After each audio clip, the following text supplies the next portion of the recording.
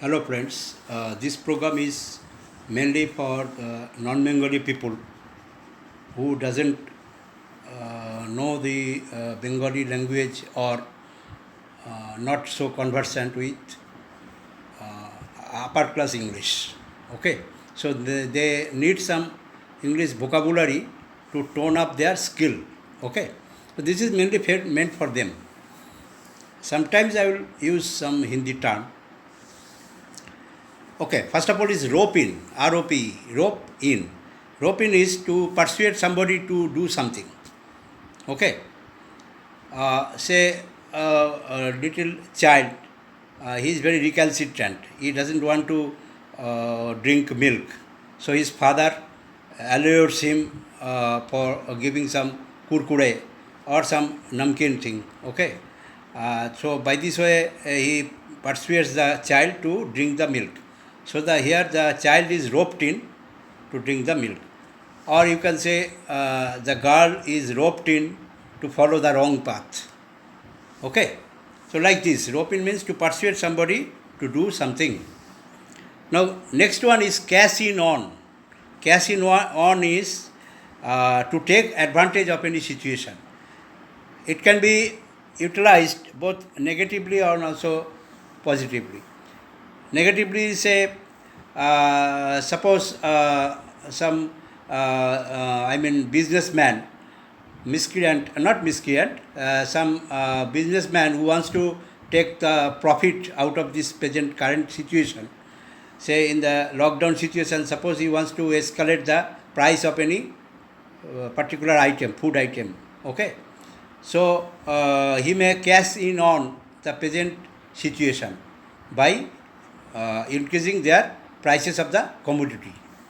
Okay, this is the wrong side, negative side, and positive side is you can. I can. What I am doing, I am asking the students to cash in on the present situation, lockdown situation, just to utilize the time they are at home by learning the English. By learning English, so students are asked to cash in on the situation. Next one is zero in. Zero in is to set the target. Suppose Pakistan zeroed, so I can say Pakistan zeroed in the Kargil area of Kashmir during the, in the last month, zeroed in on. So they have targeted the Kargil area from Pakistan itself, and they have sent some missiles. Suppose there is a situation. So they are encircling the target and they have launched the missile, okay, to attack the particular area. That is zero in. They have zeroed in, okay, they have set the circle of the target and they have attacked it. Zero in. Then it is smack, SMACK.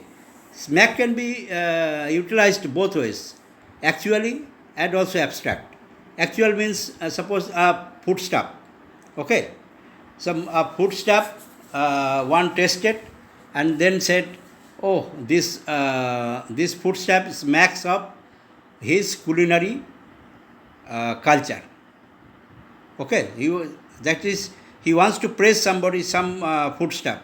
Okay, that is highly tasty. He can say, so this footstep smacks of his culinary taste. Okay.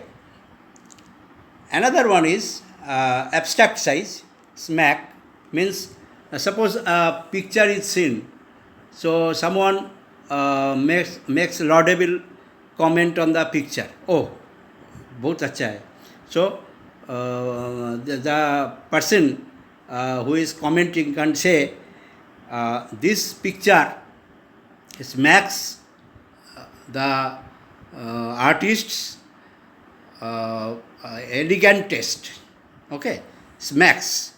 Okay, the smacks means to bear the introduction of the particular item. Okay, this particular picture smacks the aesthetic sense of the painter. Okay, or artist. Next one is grandeism. It's a peculiar, is this is Grandeism means Grandeist means Grundyist, who is excessively concerned about the bad habits. Some people are often there. Mainly, we find in the old ladies, or nowadays I can see the all aged ladies also. Mainly ladies, gents are also there.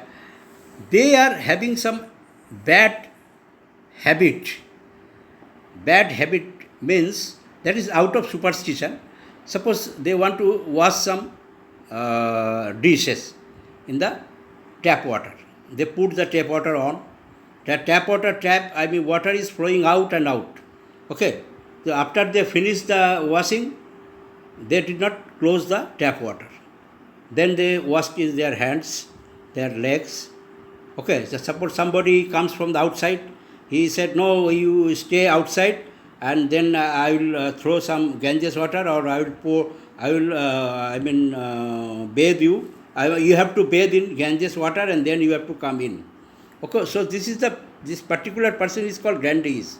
Grandeist. That is, he is having some bad habits, some superstitious mind. I have seen someone doesn't sit in the chair, lest the dart from the chair comes into the person's body. So they don't sit. Sometimes they don't use the bed sheet also, lest that dart will come into their bodies.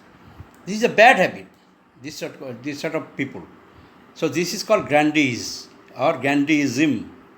Grundyism. Very bad habit. Quite often we have to encounter this sort of people. I don't like.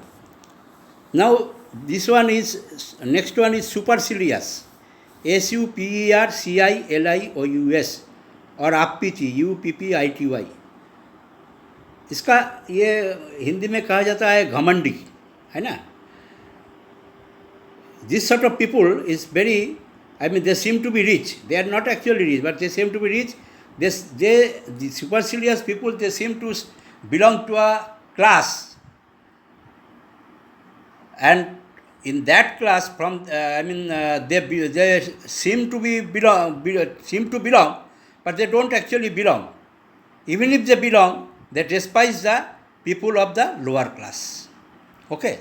The main characteristics of this sort of people is they hate the people of the lower class always. They think that that class of people I won't talk. Okay. I won't behave with them at all. So they are having some sentiment of richness or any particular upper class. They seem to be living in upper class, which society tell them as supercilious persons, say lady or gents. Mainly it happens to be ladies, supercilious ladies. Okay, इसका घमंडी कहा जाता है. Next one is poignant memory. POIGNANT. Poignant means sadful memory. Just opposite to blissful memory. Sadful memory. Suppose you do not want to remember the old sadful memory. So I don't want to rake up my poignant memory. Okay, poignant. Here Z is silent. Poignant. POIGNANT. Next one is apprise. APPRISE. Apprise means to make aware of somebody. I apprised him of the matter, not in the matter. So I let him be aware of the matter. I apprised him of the matter. Next one is appraise. APPRAISE. Appraise means to make valuation of any asset. Say, I want to appraise his assets. APPRAISE. To make evaluation. Impromptu. IMPROMPTU. Impromptu is ready-made.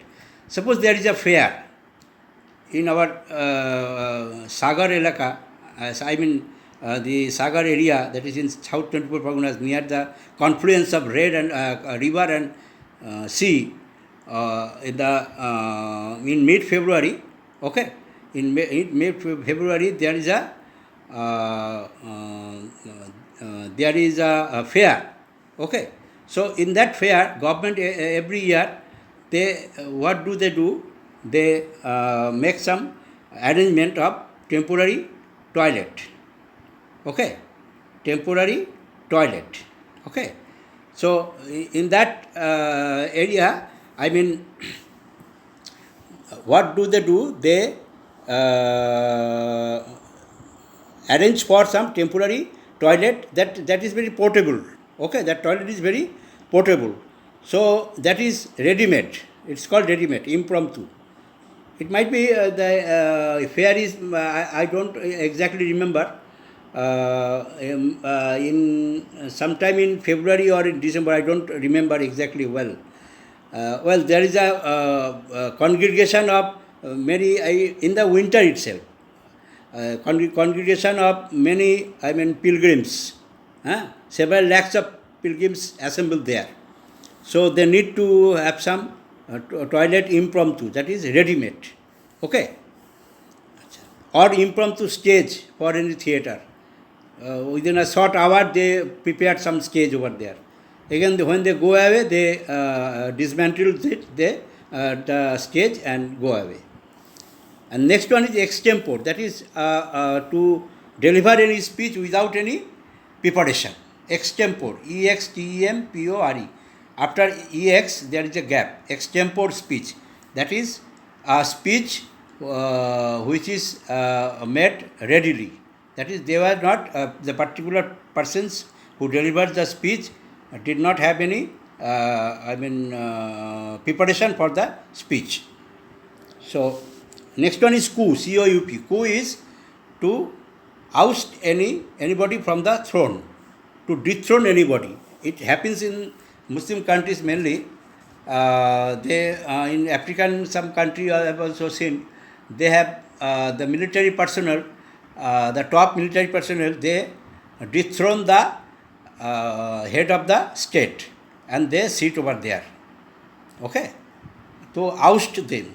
Okay, so that they overpower the state. Okay, by any revolution. Maybe that may be very bloody revolution, or they imprison them. That is called coup, C-O-U-P. P is not uttered, silent. So that is all for the day. Bye.